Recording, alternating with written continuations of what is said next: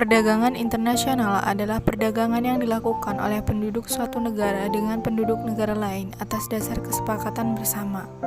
Penduduk yang dimaksud dapat berupa antar perorangan, individu dengan individu, antar individu dengan pemerintah suatu negara, atau pemerintah suatu negara dengan pemerintah negara lain. Di banyak negara, perdagangan internasional menjadi salah satu faktor utama untuk meningkatkan gross domestic product atau GDP atau produk domestik bruto (PDB). Meskipun perdagangan internasional telah terjadi selama ribuan tahun, dampaknya terhadap kepentingan ekonomi, sosial, dan politik baru dirasakan beberapa abad belakangan. Perdagangan internasional pun turut mendorong industrialisasi, kemajuan transportasi, globalisasi, dan kehadiran perusahaan multinasional. 1. Definisi perdagangan internasional. Perdagangan internasional adalah kegiatan perekonomian dan perdagangan yang dilakukan oleh penduduk suatu negara dengan penduduk negara lain atas dasar kesepakatan bersama. Penduduk yang dimaksud dapat berupa 1. Antar perorangan individu dengan individu. 2. Antar individu dengan pemerintah suatu negara. 3. Pemerintah suatu negara dengan pemerintah negara lain. Permasalahan perdagangan internasional diantaranya 1. Pola perdagangan ekspor-impor. 2. Harga dasar ekspor-impor. 3. Manfaat perdagangan internasional. 4. Pengaruh makro perdagangan internasional. 5. Mekanisme neraca pembayaran. 6. Persekutuan perdagangan dan modal luar negeri. 7. Pengalihan teknologi. Selanjutnya, 2. Manfaat perdagangan internasional.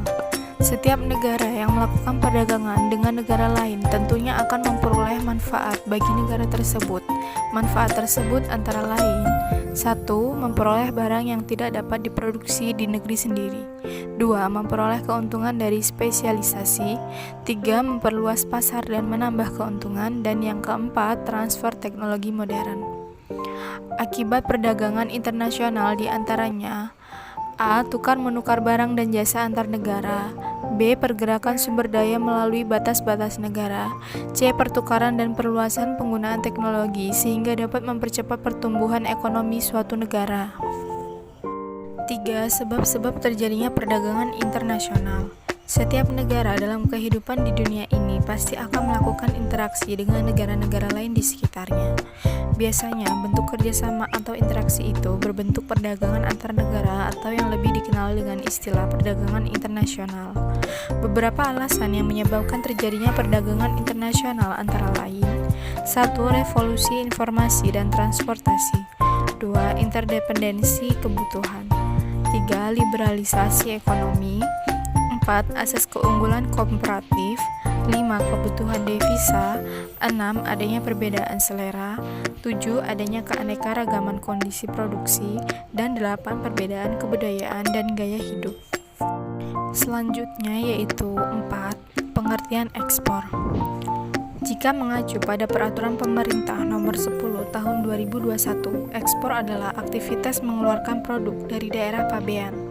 Yang dimaksud dari daerah pabean adalah daerah yang dimiliki Republik Indonesia terdiri dari udara, laut, dan darat serta wilayah tertentu yang tercantum dalam Zona Ekonomi Eksklusif (ZEE). Seseorang atau lembaga yang melakukan aktivitas ekspor dinamakan dengan eksportir. Aktivitas ekspor akan terjadi apabila suatu negara atau wilayah asal mengalami kelebihan produk yang mana telah mampu memenuhi kebutuhan negara atau wilayah. Negara atau wilayah yang melakukan ekspor akan mendapatkan pemasukan dari negara lain.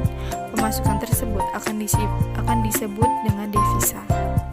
Faktor yang mempengaruhi aktivitas ekspor. Ada beberapa faktor yang mempengaruhi aktivitas ekspor antara lain 1. Kebutuhan pasar yang belum tercukupi di luar negeri sehingga perlu melakukan ekspor.